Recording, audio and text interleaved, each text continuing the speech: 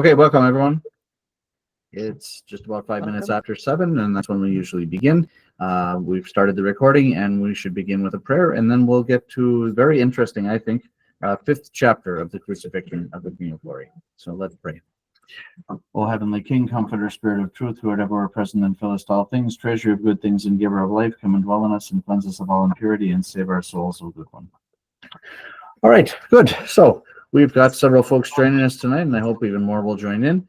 We weren't able to do anything in person at St. Vladimir's today, since I'm in northern Michigan in the Upper Peninsula for this week, helping my in-laws and my parents to close up their places for winter. So this was a long chapter, but I thought it was a really informative chapter. I hope everybody liked it. I really did. It just was something that I found super interesting, I think there's probably a ton of things to talk about, like several hours worth of conversation. I don't think we're going to do that. We'll probably try to stick to an hour as we usually do, but there's a lot of neat stuff.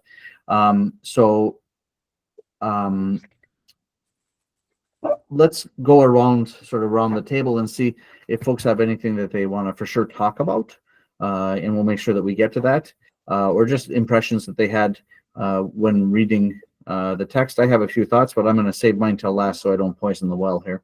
So please, if you have thoughts, please share. Go ahead, Marlene. I see your hands up. Yeah, it was very fascinating for me for the fact that I had been there. So when I'm reading this whole chapter and she's described all the detailed description, I can imagine, just being there during the time. Some things stood out to me. I have a few questions in this too. She did say that, when the temple was destroyed in 70 AD, the temple itself, nothing of the actual temple exists. But it wasn't clear to me what about the exterior walls? Is the west wall, which they call the Wailing Wall, is that part of the original structure? And then what about the other walls? Is that, or what exists there today, is that the actual size of what the whole complex was, or was some of that rebuilt and it was modified in some ways, maybe made a little smaller? That's one question that I have. Also, I also noticed too, you spoke of how it was like a little city, which is kind of what exists there today. There's shops all over with your fine linens and spices and oils and all that. I experienced that. I went through that. Is that kind of modeled after what existed at that time in some respects? You mean the rest of Jerusalem, how it's divided into quarters, and it's very kind of mercantile. So those are great questions. Let's see if we can answer all those questions in the time that we are together tonight, and I'll ask at the end again if we didn't answer everybody's questions. I think we will probably tackle both of those for sure. And if we don't get to that other one, then please call me out at the end and say, hey, Father. And we will do our best. Both of those questions. Lori, you have your hand raised. Go ahead. Just in reading this whole chapter, I really wished for like an artist's rendering of what this all looked like, because it's just so hard to think in terms of just how massive, when she's telling you how many feet or how many meters. I never realized it was so massive. I would have loved to have seen a picture. Yeah, there were no photographs, unfortunately. I thought about that, and I'll try to look. There are surely some good renditions of the temple complex that we could look at, and I'll try to look for those and share those. Another interesting thing about Jerusalem is that the Holy Sepulchre, the present complex of the Holy Sepulchre, is significantly smaller than the original one, and it's huge. So when you go there and you think, okay, this is about a quarter the size of what was originally built, it's rather impressive. So the same thing with the temple. Like when you just look at the western wall, that's so hopefully this will answer that question. That's only about a third of the length of the wall that was there.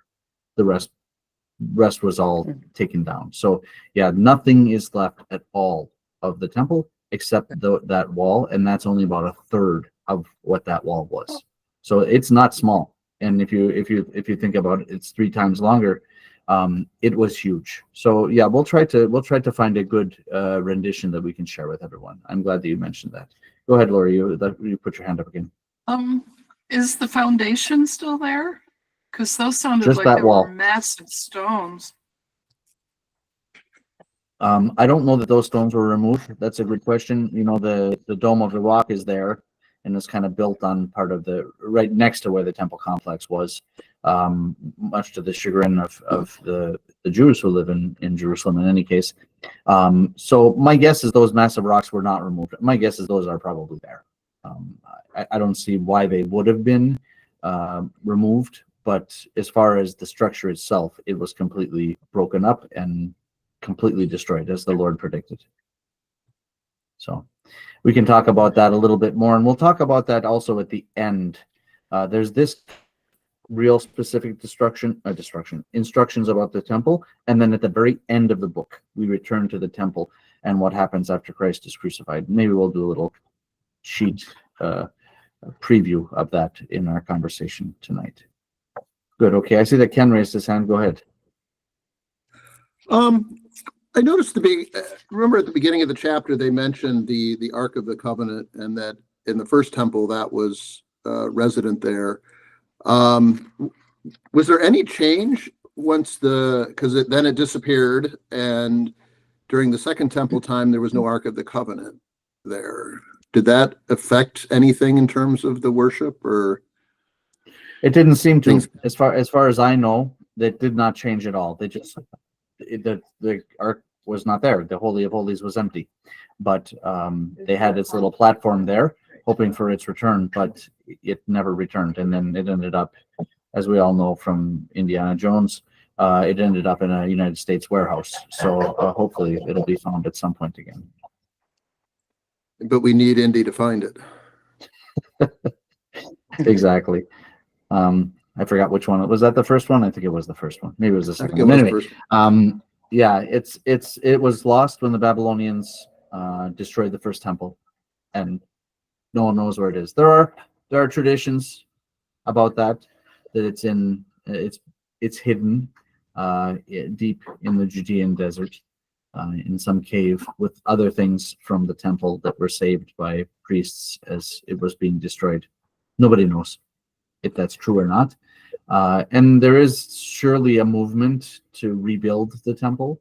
I think it's not a broad movement, but there's definitely a group of people who are trying to rebuild the temple and trying to do what needs to be done to do that. And there's probably always been in Judaism some movement in that regard. But maybe it just gets a little more press now, but it's still, I would call, a minority. In any case, that's I guess if they really do have it hidden somewhere, it will come out when and if they're able to rebuild the temple. Good question. Marlene has her hand up again. Go ahead. Just one other observation that I had when the temple, as they went into the levels, I'll call them, where certain people were restricted, and then gradually, the more pure that you were, you could get to the next level, and then there was the sanctuary where only the priests were allowed, and the Holy of Holies, and curtains. I see similarities with the Orthodox Church. For sure. That churches were modeled from. For sure. Yeah. Okay. I mean, if you look at our architecture, it's temple architecture. The way that the church is divided into the narthex, the nave, the altar, it's exactly from the temple. And it makes sense because the first Christians were Jews who were kicked out from the temple. Right? They actually interestingly tolerated them for a little while after Christ's crucifixion, but eventually they got kicked out. But it made sense that they would continue essentially what they had, that they would copy the temple architecture to be the way the church architecture would be, and it's been that way ever since. So yeah, good question. But yeah, the church has three divisions, just like the sanctuary part did, and that's exactly why that's the case, because that's the way it was built. And the Lord had the Jews do that. They received that information from Him very early on, and at first they worshipped in a tent, and then eventually they built Solomon built the temple. Good question. Any other questions before we kind of start to tackle it a little bit more? I see Lori has her hand raised. I just wanted to comment about something I didn't know, and this is in her very first footnote at the bottom of the first page of the chapter, page 42, that she says that the binding of Isaac was the origin of the daily lamb offerings. That's correct. Where'd you go? Oh, I'm still here. You should be able to hear me. But I went to grab my book because I had it in my suitcase. I'm sorry, I just found that was very interesting. Yeah, I think there, as far as I remember, there were twice daily sacrificial offerings of lambs in the temple. So and yes, that's the origin of that. The temple was on Mount Moriah, which according to tradition is where Abraham went with Isaac his son when the Lord told him that he should sacrifice him. And of course we know how that ended. The angel kept him from doing that and provided a ram for the sacrifice. And so that's the tradition. So yeah, I think that's really, really interesting. And that is why they had those sacrificial offerings. Good question. Any other questions before we start to tackle it kind of blow by blow, through the page? Marla, welcome. Linda, go ahead. This is a little off topic, but in our morning prayers, we always pray, O Lord, in thy good pleasure unto Zion, and let the walls of Jerusalem be builded. Then thou shalt be pleased with the sacrifice of oblations, with whole burnt offerings, etc., etc. So I've heard some hearsay about that, and I was wondering, why do we pray that? The official word. Mm-hmm. Yeah, so that's from the 50th Psalm, which of course was written by King David, and King David was the one who brought the Ark of the Covenant to Jerusalem, to Mount Moriah. It was his son Solomon who built the first temple. So when King David brought the Ark to Jerusalem, then they were still worshiping in a tent, but the tent was placed on Mount Moriah, and from that point forward, the sacrificial offerings took place there on Mount Moriah. No longer was that tent moving around as it did from the early times of Judaism. So that 50th Psalm he wrote, and 50th Psalm is probably maybe the most famous Psalm, maybe because we read it every day in our morning prayers, and it's a penitential Psalm. And you know, there were many times when Jerusalem was invaded, destroyed, so on and so forth. But of course, Jerusalem has a very important place in Judaism and also in Christianity. But of course, he was writing this long time before Christ was incarnate, at the same time under the inspiration of the Holy Spirit. And so it's something, the Psalms are really, they are the core of our divine services, right? A lot of what is sung in the church is from the Psalter. The Psalter is read in the church. The Prokimenon and Alleluia come from the Psalter. Like, a lot comes from the Psalter. That's like the foundation, the basis of our liturgical lives. And in this case, David is praying, is writing his psalm about Jerusalem and about Zion. But of course, there's the Jerusalem in the world and there's the Jerusalem on high. And we understand that to mean both, even if he himself didn't really necessarily mean both. But yes, for Christians, it's also a very important city.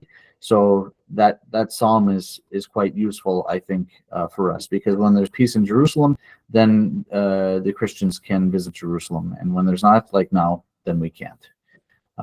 Yeah. So I hope that was helpful. Good. Okay. So let's talk a little bit. Let's go through I just want to point out a few things that I thought were really important in the chapter, and I'm sure some conversations will come forth from that as well. So we already talked about the temple being on Mount Moriah. We talked about Solomon. We've talked about David bringing the Ark of the Covenant to Mount Moriah in about the year 1000 BC. Solomon, his son, built the first temple. The first temple was destroyed by the Babylonians in the year 1580s. I don't remember exactly. And the Jews were taken away to captivity into Babylon. They returned, and the second temple was built in 520 BC. Now, this temple was functional, but was not nearly as beautiful as Solomon's temple. About 500 years later, King Herod made major improvements. Yes, the Roman pagan king made major improvements to the temple, and this was the temple of Christ's ministry. That temple with Herod's improvements, essentially, was the temple as Jesus Christ knew it. I think it's really interesting that daily services and sacrifices continued even during these really significant improvements under King Herod. I think that that's instructive for us and helpful. I remember when we were expanding our parish church in 2006, and we managed, with God's help, to not miss a Sunday liturgy, even as we served one Sunday in the old altar, and then broke through the back wall and moved into the new expansion. That next Sunday was kind of a tough one. We got it done with God's help, and I think that that there's something inspiring even about that. I would say that they were able to do all those things, but they never stopped the services on Mount Moriah, even with all of those, with all of that construction that was taking place. And I see Lucy has joined us, which is great. That's always a highlight of our time together. All right, the temple complex. I think it's important for us to understand it was not one building, it was a campus. It took up 1/4 of the area of Old Jerusalem, right? There's a big new part of the city of Jerusalem when you get to go there, and I think really every Christian should go to Jerusalem at least once, to go to the Holy Land, to partake of Holy Communion at the Holy Sepulchre. That should be very high on the bucket list. I just can't, I can't express that strongly enough. So when you go there and you get to see, it's very obvious, the old Jerusalem and the new part. And it took up 1/4 of the area of the Old Jerusalem, which is still very big, even though those ancient cities were not nearly as large as our modern megapolises. Nonetheless, it took up a big piece. So it had everything from markets to the Holy of Holies, and everything in between were part of the temple complex. It was not a quiet and contemplative place, but it was a noisy and bustling place. And I think that's important for us to understand. That may be why in our parishes we seem to have a lot of noisy and bustling. Maybe not, I'm not sure, but in any case, that's certainly the way that the temple was. Now, the temple was the only place where Jewish sacrifice was allowed in the entire world. Now, the entire world, of course, meant the Roman world, but still, that was a big chunk of the world, and they knew that there was more beyond the Roman world, but not too many Jews lived beyond the Roman world at that point. Although most had left, most Jews lived outside of Palestine in the time of Christ. I think that's an important little data point for us to understand. Most Jews did not live in Palestine in the world. Most lived outside of Palestine, but within the Roman Empire. All Jews, with exceptions, and that's a really interesting footnote on page 45. So if you're not a footnote reader, strongly recommend you read that one. All Jews were required to make 3 pilgrimages per year, no matter where they lived, to the temple. So they had to go to Jerusalem 3 times in a year. That is a really high bar. And it's not like they popped into, an Airbus and jetted over there, had a cocktail on the way. No, this was serious travel over water a lot of times, which was very dangerous. So that's I found that very interesting. I did not know that. And I found that very impressive, that people would come 3 times per year, no matter where they lived, to the temple. They also paid a special tax to the temple, no matter where they lived. They were required to spend certain funds in Jerusalem also. This is from the rules from Deuteronomy, so very early. This is called the second tithe, and it's covered in the, I think it's a footnote on page 46. No, I forget. Is it a footnote or is it in the text? But in any case, it's on page 46. And I think that's interesting also for us to look at as we talk to people about the importance of supporting the church, to understand that the Jews had to pay a tithe, then they had to pay the temple tax, then they had to pay a second tithe when they came to Jerusalem.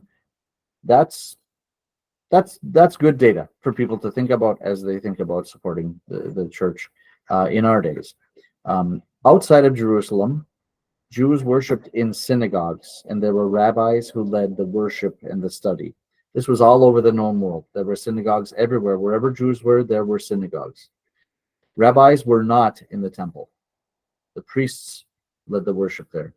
The rabbis worked in the synagogues, the priests in the temple. Also interesting, this was the largest temple in the world, bar none. There was no other temple to any god that was as large as this. And this was really the center of Jewish life in the world. Now, the 3 times that people were required to come to the temple were for the 3 pilgrimage festivals: Pentecost, Passover, and Tabernacles. So this is why Jerusalem was filled with people from throughout the known world when the New Testament Pentecost took place, when the Holy Spirit descended upon the disciples and they began to speak in tongues of people from the known world. They were in Jerusalem, those people, for the Feast of Pentecost. And these pilgrims became the first apostles when they returned to their cities after the feast and told about the descent of the Holy Spirit and the miraculous gift of tongues that took place then. We may have mentioned this previously, but I thought this was a good time to also kind of point that out. Like, you see how the Lord arranges everything.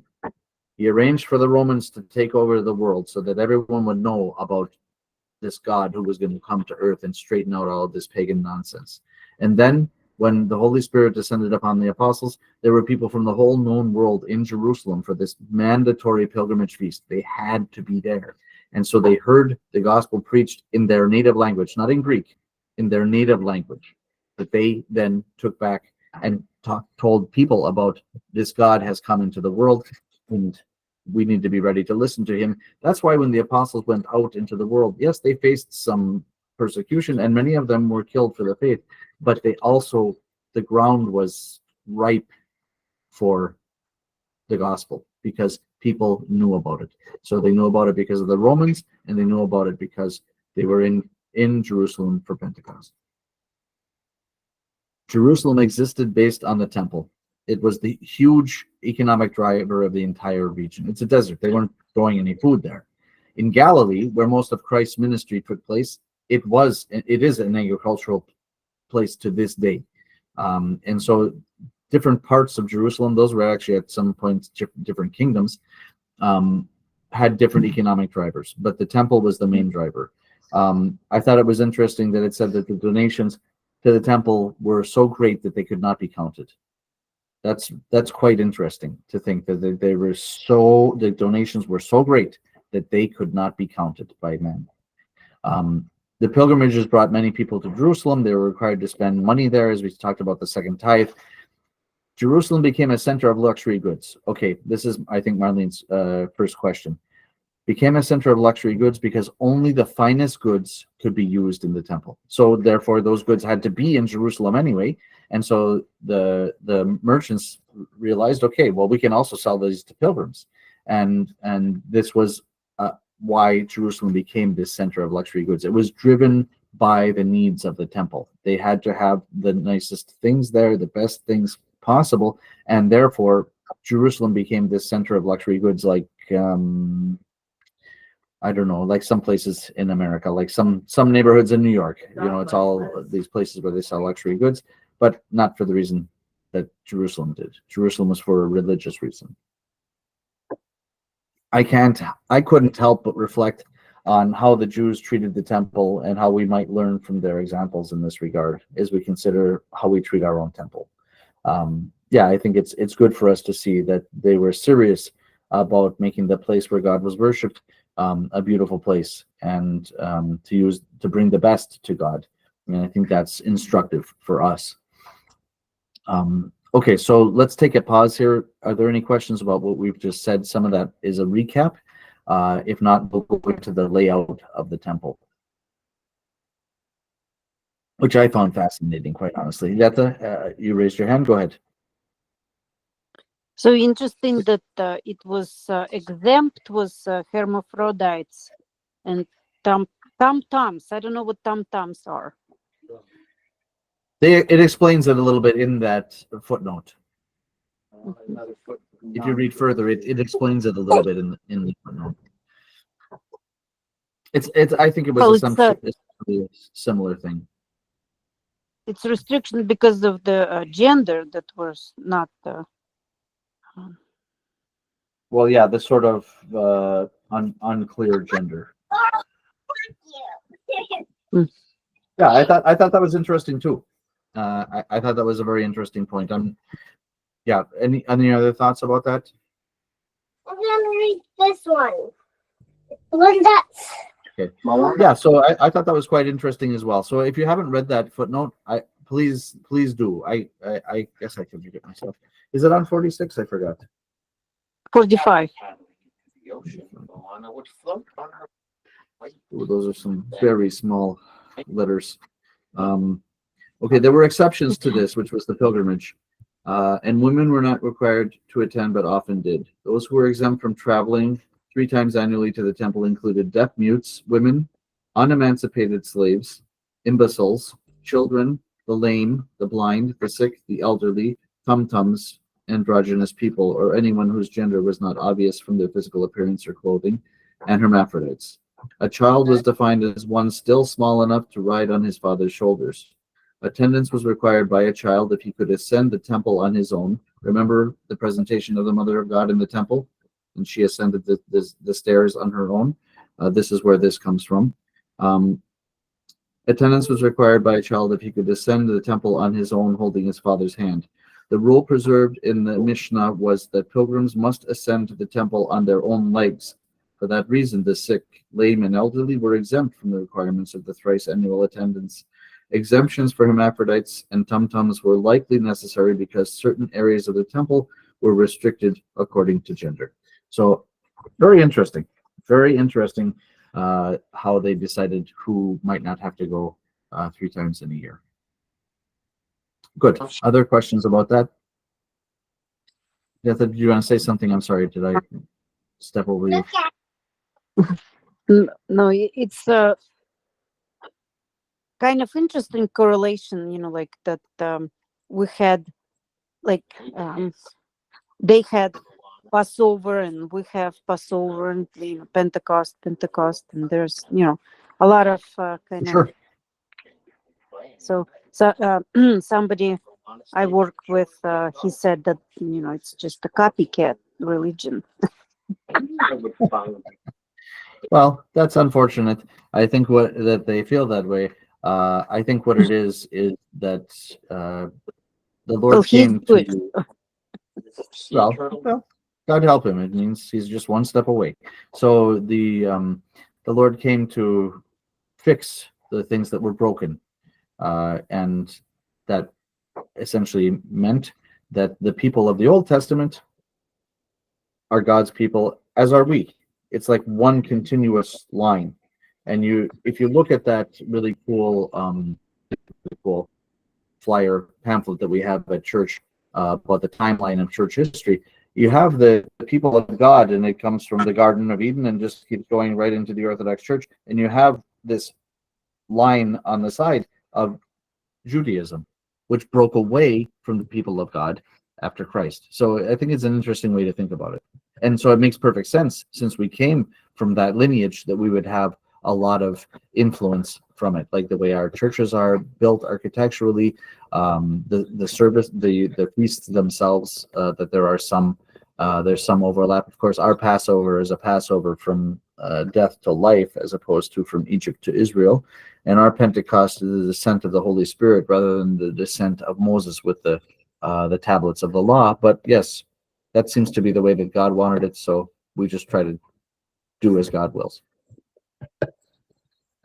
So hope It's that's helpful. interesting that the simplicity of Protestant churches, and they kind of like very, very, like always asking questions us, like, why do you need to spend money on looking, like good, and you decorate your churches so elaborate and stuff, and that's coming right from Old Testament, but they're all up, Absolutely.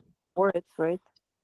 Interesting, kind of. Absolutely, the temple of God should be beautiful, and as those who came from Saint Vladimir to Byzantium noted, they didn't know if they were on earth or in heaven. And yes, that should be a spiritual thing as well. But if we have the means, then we should also make our temple beautiful as well. There's Blaze. That's great. Looks like he had some really good dinner. Still got some of it with him there. Yeah, so it may be that there are times when the temples are less beautifully decorated and other times when they're more beautifully decorated. It just depends on the people who go to that church and what they can offer. But we should always try to do our best. Good. Okay, let's go on to the sort of the layout of the temple proper, because I think it's really interesting the way that it works. So the key to the whole complex is as you move from west to east, and as you move from lower to higher, the space becomes progressively more restricted and progressively more holy.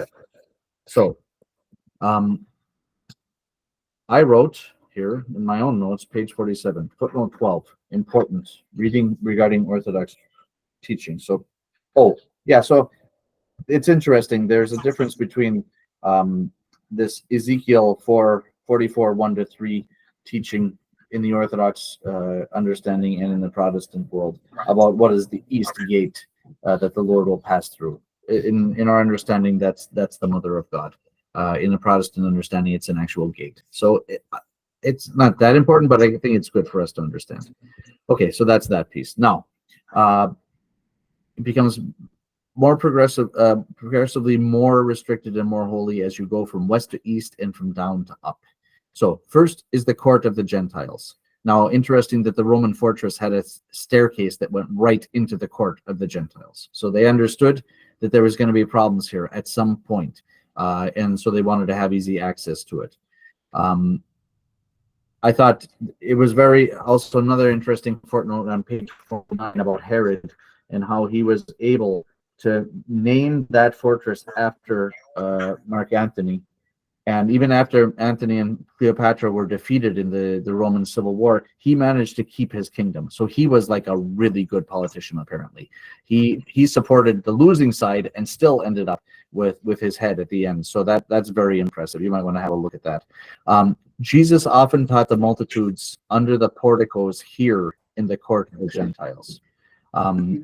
All of the courts were open to the sky. We might think, okay, it's just like a big church complex with with a big roof. No, the courts were open to the sky. Only the sanctuary itself was a building as we would recognize it with a roof. So Jesus often taught the multitudes under the porticos in the court of the Gentiles. So there was some roof coverage, but they were open to the sky. The court of the Gentiles was open to everyone, even Gentiles, the unclean, the pagans. They could be there. But Gentiles who entered the temple proper beyond the court of the Gentiles could be killed by the Jews. The Romans allowed this as an exception to their sole power of capital punishment in their empire. In the entire empire, there was only one place where capital punishment was delegated by the Romans to the people that they ruled over, and this was that place. So if anyone came into the temple proper, that is, passed through the court of the Gentiles and moved onward, then they were subject to death, and the Romans blessed it. The next was the court of the women. Very interesting. Page 51, it talks about the Feast of Tabernacles, when those huge lampadas were lit it was so bright that everyone in Jerusalem could see them. It was at this feast where Christ said, I am the light of the world. This is in John chapter 8. So it was not a random thing that he said. It wasn't disconnected from reality. It wasn't some abstract thought. It had to do with this exact feast. Those lamps were lit. All of Jerusalem could see that.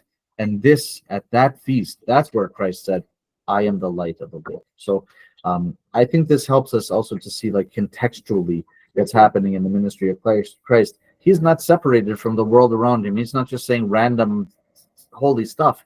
He's connecting with what's happening. And so what he's teaching is for those who are around him and for all those who would come after as his disciples. Marlene, you had a question. But I think you're muted. You're muted. What exactly is the Feast of Tabernacles? They speak of the wandering. Were the Jews wandering in the desert for 40 years before? Yeah, that's what it had to do with, and that they wasn't found their home sure about. finally. Okay. And then secondly, why is it called the Court of Women if the men could be there too? What does that mean?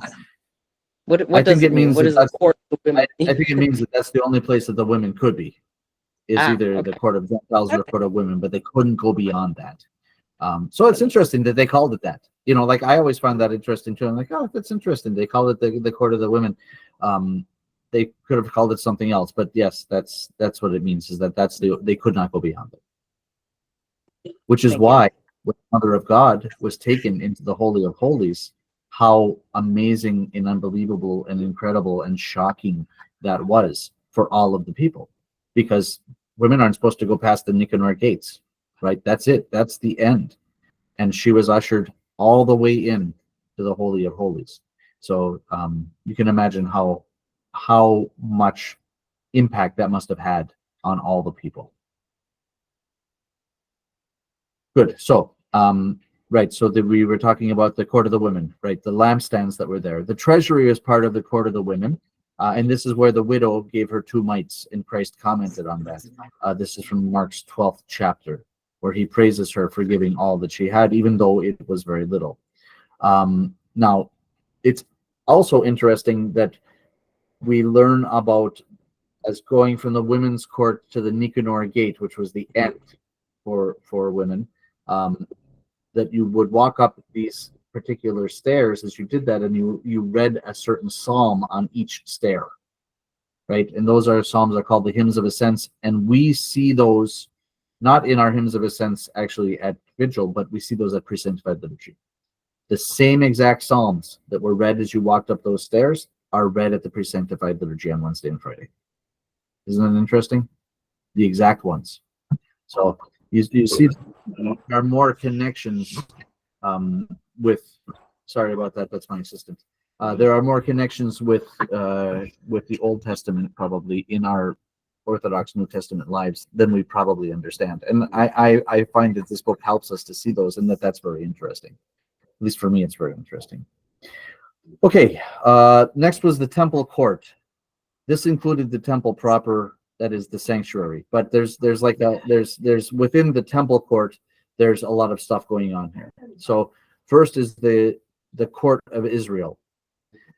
This was for men who were bringing sacrifice. They couldn't go be the court of the priests, but this is where they would bring the sacrifice. And I thought it was kind of neat that they had those little doors beside the Nicanor gate where if a woman was bringing a sacrifice, she could watch that sacrifice take place. That I thought was very interesting. Like after she gave birth to her first child, each woman was required to make a sacrifice after giving birth to the first male child. And of course, the Mother of God fulfilled this, and we see this in the meeting of the Lord. The feast of the meeting of the Lord is when she's doing that. But that they could go right to the edge of the gate, and they could see through into the court of the priests, through the court of Israel and into the court of the priests, where the sacrifices were taking place. So I thought that was quite interesting. So there's the court of Israel, then we get to the court of the priests. But before we leave the court of Israel, off the court of Israel there were many kind of chambers and rooms and so on and so on and so forth, including the chamber of hewn stone. And that's important because that's where the Sanhedrin met. Was just off the court of Israel was this chamber of hewn stone, and that's where the Sanhedrin met as they decided that Jesus Christ would have to die for the people. Okay, so court of Israel, we get to the court of the priests. They have that's broken up into some pieces there. There's a place where the animals were slaughtered. Then there's the altar of sacrifice. Those are both in the court of the priests. And it's interesting that, like nobody could go there except the priests. It's not like today where there are times when other people have to be in the altar to help. There only priests could be. So they taught them they had priests who did everything that would have had to be done there, from the actual ritual sacrifices to stonemasons to goldsmiths to everything single thing that would have had to been done there could be done by someone who was a priest. And behind the altar of sacrifice, we get to the actual temple itself, right? All of this is kind of an outside part of the temple. The temple itself is a building, and that's behind the altar of sacrifice, and we'll talk about that a little bit now.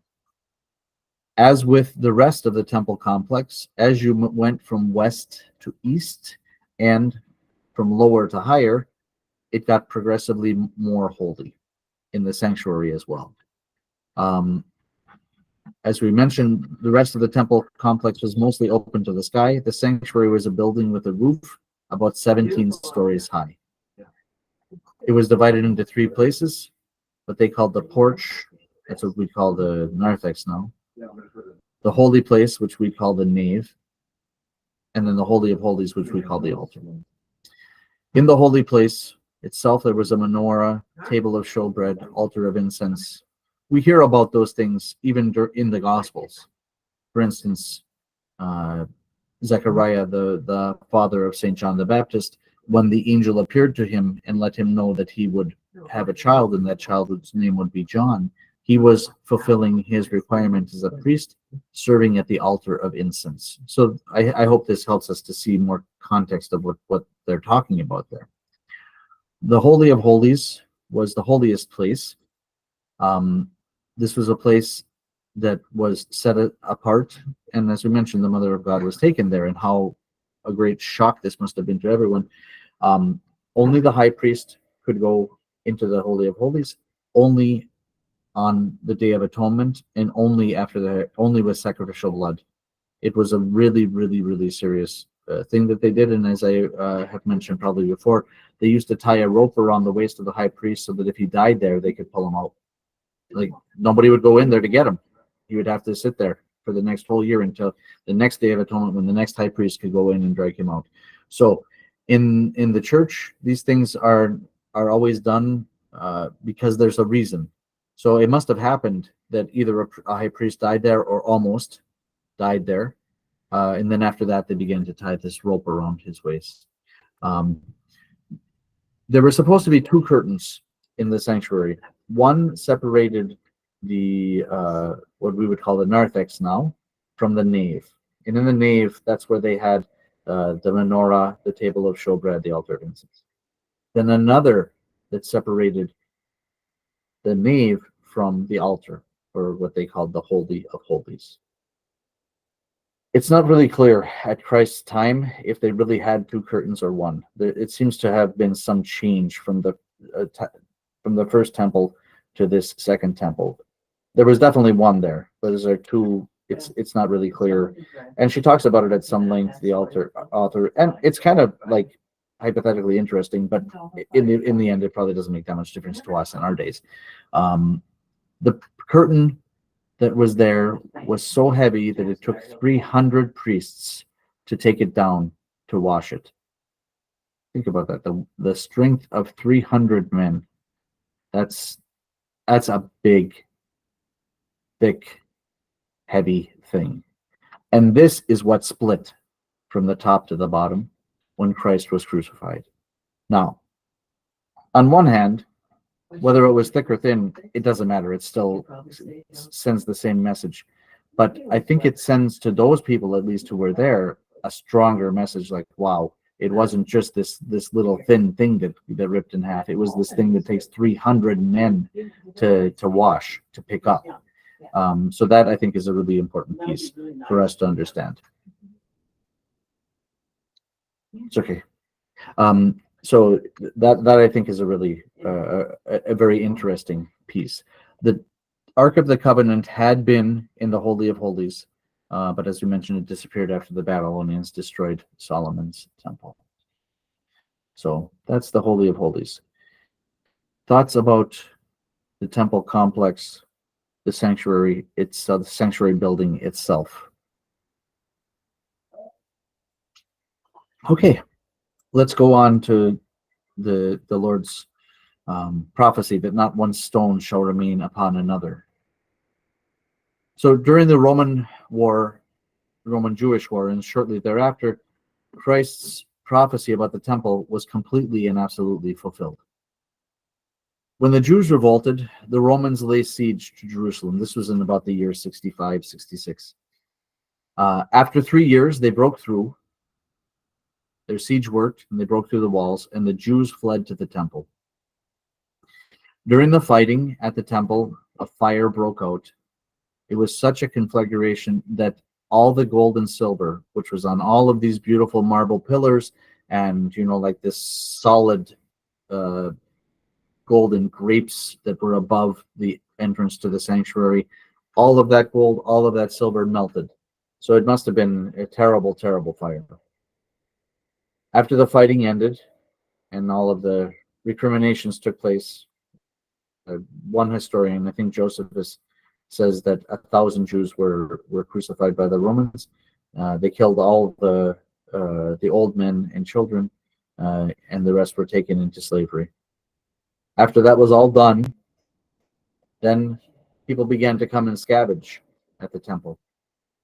And because all of that gold and silver melted in the fire and went into the bricks and the stones and so on and so forth that were there, every single stone was overturned so that they could scrape the gold and the silver off of it.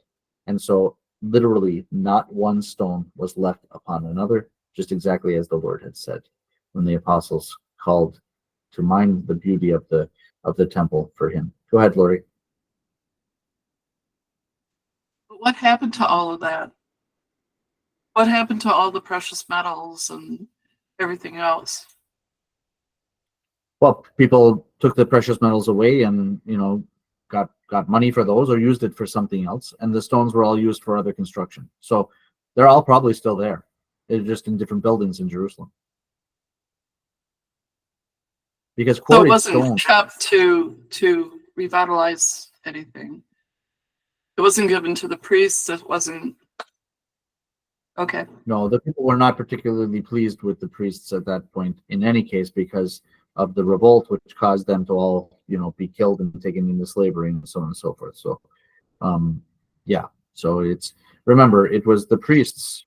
It was the priest who was making the golden calf as Moses went up to receive the 10 Commandments from God, and we've tried to redeem ourselves since, but probably haven't done the greatest job. So, the priests are often the ones at fault. So, yeah, everything was taken and used elsewhere. So the stones still exist, but they're just, used for different.